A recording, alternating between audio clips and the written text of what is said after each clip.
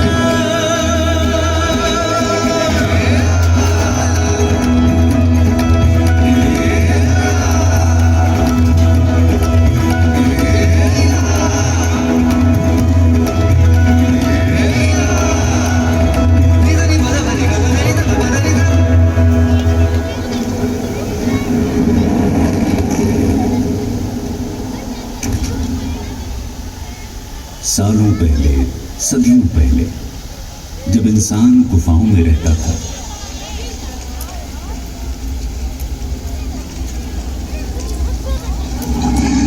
बस शिकार करके देख रहा था, तब उसे बस पता था उन कुछ कंदमूल फलों के बारे में जिन्हें शिकार न मिलने पर खाकर वो अपनी भूख मिटाता।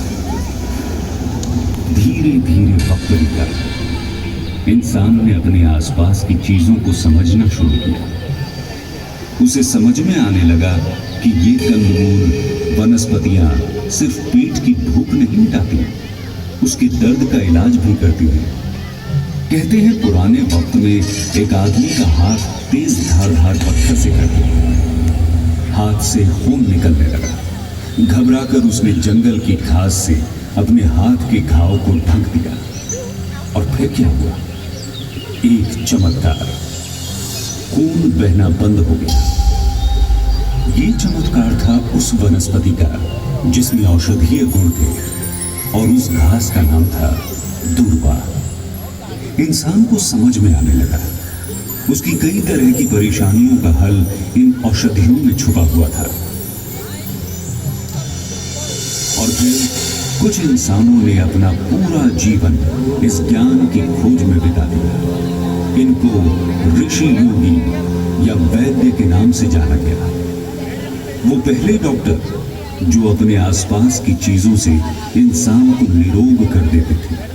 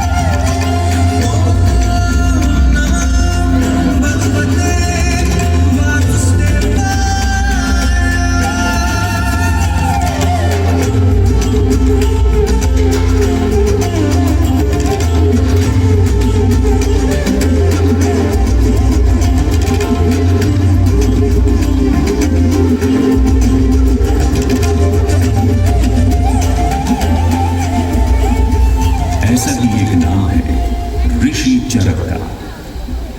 कहते हैं उनसे औषधियां बात करती थी, तो हम कहानी सुनाते हैं ऋषि चरक की। सुबह का वक्त था। ऋषि चरक अपने आंगन में लगे सूरजमुखी के फूल को निहार रहे थे। उनके दिमाग में उस छोटे बच्चे का दर्द घूम रहा था जिसे जहरीले ततैये ने काट लिया था कि अचानक सूरजमुखी का फूल मुस्कुरा उठा। बोला, महर्षि, मेरे पत्तों का इस्तेमाल करो और उस बच्चे का दर्द दूर हो जाएगा। सूरजमुखी बोला, और बस इतना ही नहीं, मधुमेह, हृदय रोग, चमकती त्वचा, मजबूत हड्डियों के लिए भी मेरे बीज काम आते हैं। और सबसे बड़ी बात, कर्क रोग, जो आने वाले समय में कैंसर के नाम से जाना जाएगा, मेरे बीज फायदेमंद होंगे। और चरक ने मुस्कुराकर सूरजमुखी के फूल की पंखुड़ियों को सहलाया। अपने शिष्यों को बोला, इस गुणों से भरे पौधे को हर जगह लगाओ।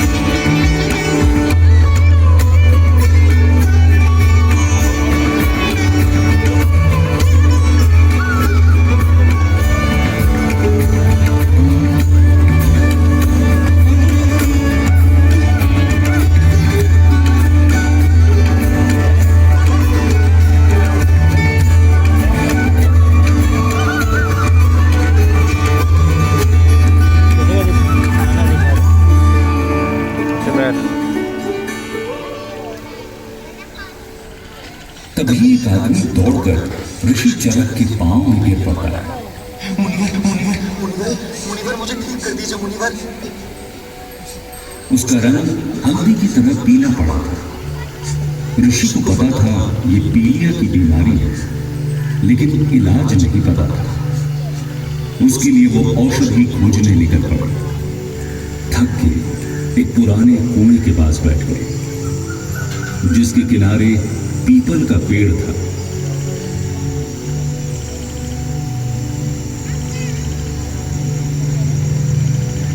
ठंडी हवा से ऋषि की आंख लग गई और सपने में एक सुंदर बच्चा उनकी गोद में आ बैठा।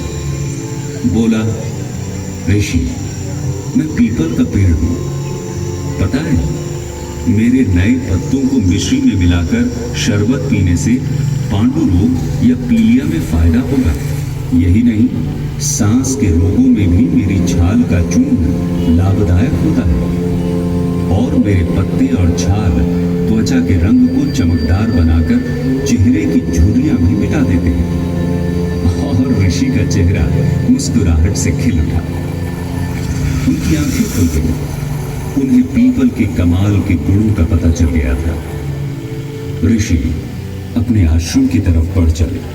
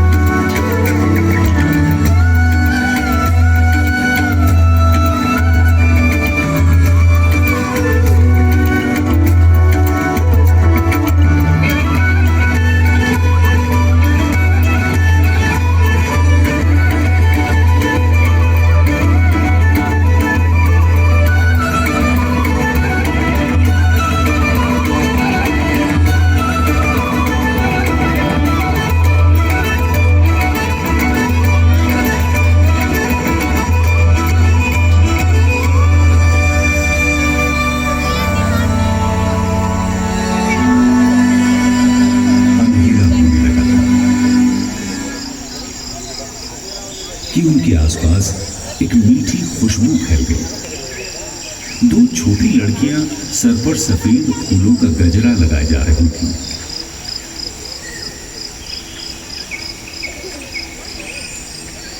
उन फूलों से आ रही खुशबू सांस और दिमाग को तरोताजा कर रही थी। ऋषि ने उन लड़कियों को आवाज लगाई, पूछा, बेटी, ये फूल कौन से हैं? लड़कियां बोली, हमारी दादी ने फूलों की क्यारियां लगाई हैं। ऋषि बोले, क्या मैं तुम्हारी दादी से मिल सकता हूं? लड़कियां ऋषि को अपने घर ले गई।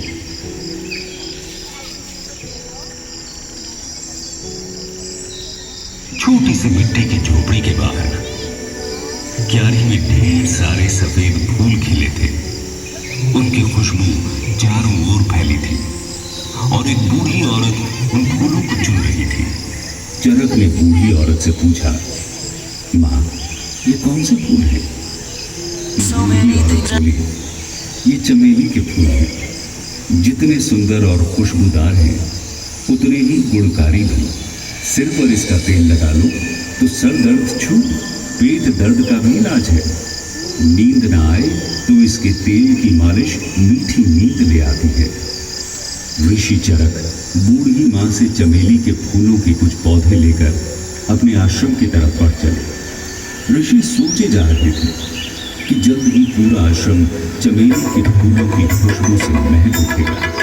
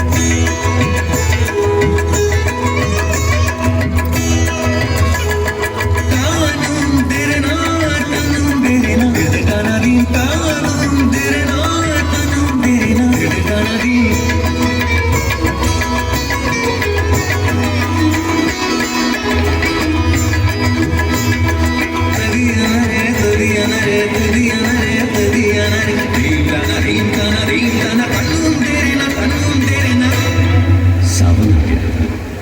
आसमान काले बादलों से ढका था। हल्की हल्की बारिश हो रही थी। सामने तालाब में कमल के फूल खिले थे, जिनके बड़े पत्तों पर पानी की बूंदें मोती की तरह चमक रही थी कि चरक के कंधे पर किसी ने हाथ रखा। चरक पीछे मुड़े तो देखा सांवली सूरत और कमल नयन वाले एक व्यक्ति खड़े थे, जो बोले, महर्षि, कमल की सुंदरता में खोए हैं। जानते हैं, जितना सुंदर ये पुष्प है उतना ही गुणी भी है। इसकी जड़ से लेकर पुष्प तक मानव जाति को रोग मुक्त करने में काम आएंगे। यह कफ, पित्त, खून की बीमारी, प्यास, जलन, फोड़ा व जहर को खत्म करता है। सांवरे व्यक्ति ने बोला, महर्षि, चौंकी नहीं, मैं तो एक ग्वाला हूं, गैया चराने आया था। आपको कमल पुष्प निहारते देखा तो जो हमारे बड़े बूढ़ों ने बताया था, सोचा आपको बता दूं। आप आयुर्वेद पर भोजपत्र लिख रहे हैं, ये मुझे किसी ने बताया था। चलिए मैं चलता हूँ, वरना मेरी गैया वन में भटक जाएंगी।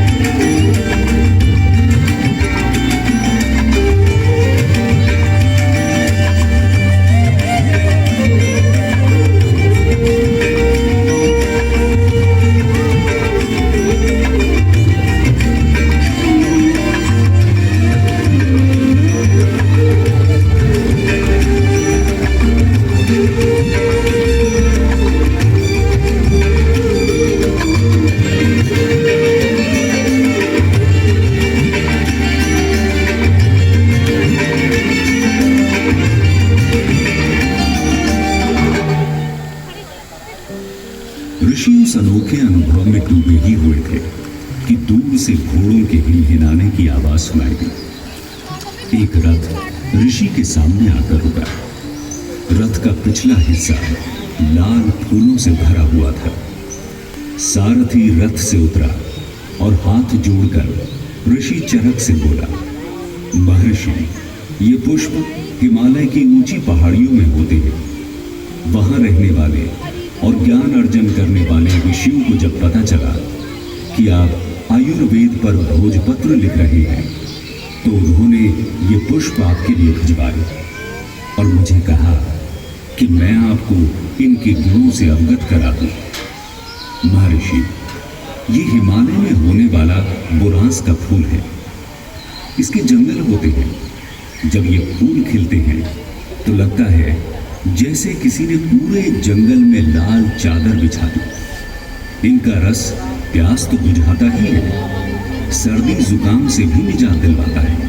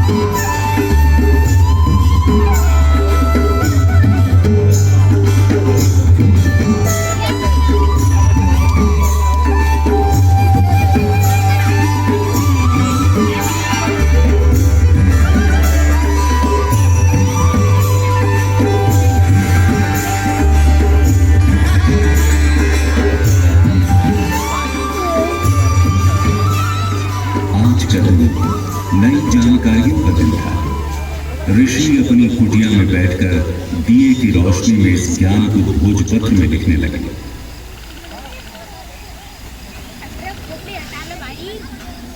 अगले दिन सुबह उन्हें दक्षिण भारत की तरफ जाना था। ऋषि का गला प्यास से सूख रहा है, लेकिन कहीं पानी नहीं। ऋषि थक कर पेड़ का सहारा ले बैठ गए कि अचानक से कुछ पेड़ हिले और फल टूटकर नीचे गिर गए। चरक ने फल को उठाया, सख्त फल हिलाकर देखा, तभी एक आवाज सुनाई दी, रुकिए, मुझे दीजिए, शायद आप प्यासे हैं। एक सांवला सा आदमी खड़ा था। अपने चाकू से उसने फल का ऊपरी हिस्सा काटा और फल चरक को दिया। बोला, पी जाइए। और एक घूंट पीते ही ऋषि को लगा कि जैसे उन्होंने अमृत पी लिया है। बोले, भाई, क्या ये अमृत फल है? सांवला व्यक्ति बोला, हाँ महर्षि, ये अमृत फल ही है। हम इसे नारियल कहते हैं। इसका पानी आपके शरीर में पानी की कमी नहीं होने देता। आप रोज पिएंगे तो कर्क रोग से भी बचे रहेंगे।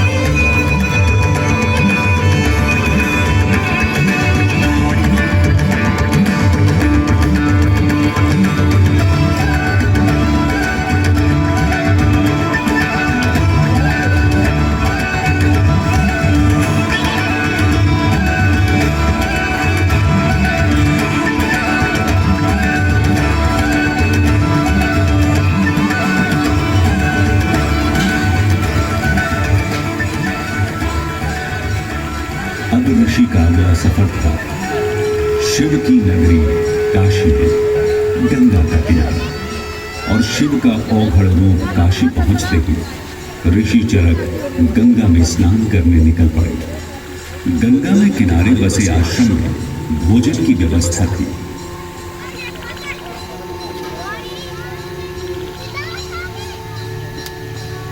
भोजन के बाद हरे रंग के कुछ पत्ते खाने को मिले। मुंह से खुशबू का एहसास था। चरक ने जब इन पत्तों के बारे में पूछा तो पता चला ये पान के पत्ते हैं। हाजमा दुरुस्त करते हैं, मसूड़ों का रोग दूर करते हैं और सरदर्द हो तो वो भी कम हो जाता है। चरक काशी की गलियों में घूमते रहे। शिव के मंदिर में एक कांटेदार फल चढ़ाया जा रहा था। चरक ने उसे उठाया और देखने लगे तो एक औघड़ साधु बोला, धतूरा है, महाराज शिव को प्रिय है। वैसे तो जहर है पर दवा का काम भी करता है। सही से इस्तेमाल करोगे तो कान के रोग, चोट की सूजन और कई तरह के दर्द से छुटकारा मिल जाएगा। चरक धतूरे को संभाल आगे बढ़े। वो इसके औषधीय गुणों पर और खोज करेंगे और भोजपत्र में दर्ज करेंगे ताकि आने वाली पीढ़ियां निरोग रह सकें।